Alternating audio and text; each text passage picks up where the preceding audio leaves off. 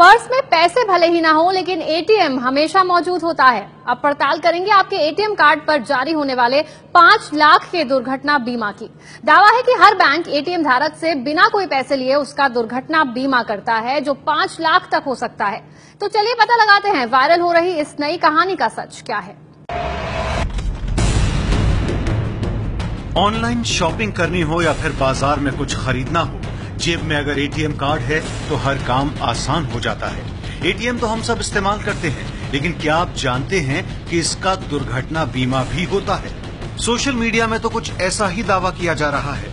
Viral हो रहे इस मैसेज में लिखा है, आपका किसी भी बैंक में अकाउंट है और आप एटीएम का इस्तेमाल करते हैं तो बैंक ने आपका 25,000 से लेकर 5 लाख रुपए का दुर्घटना बीमा कराया है। बीमा योजना में बिना कोई राशि जमा किए विकलांगता से लेकर मौत होने तक के मुआवजे का प्रावधान है, लेकिन 95% एटीएम धारकों को इस योजना का पता ही नहीं है।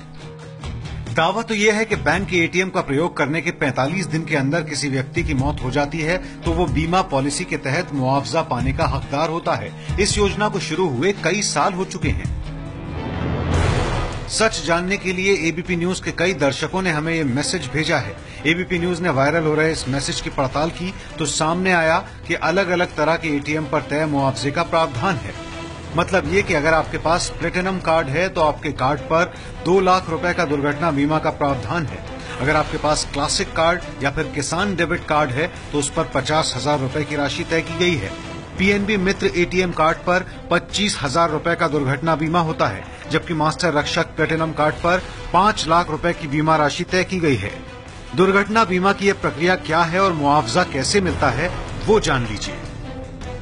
स्कीम के मुताबिक अगर एटीएम धारक की दुर्घटना में मौत हो जाती है तो उसके परिवार के सदस्य को 2 महीने से 5 महीने के भीतर उस बैंक की ब्रांच में जाना होगा जहां उस शख्स का खाता था और वहां मुआवजे के लिए एक एप्लीकेशन देनी होगी।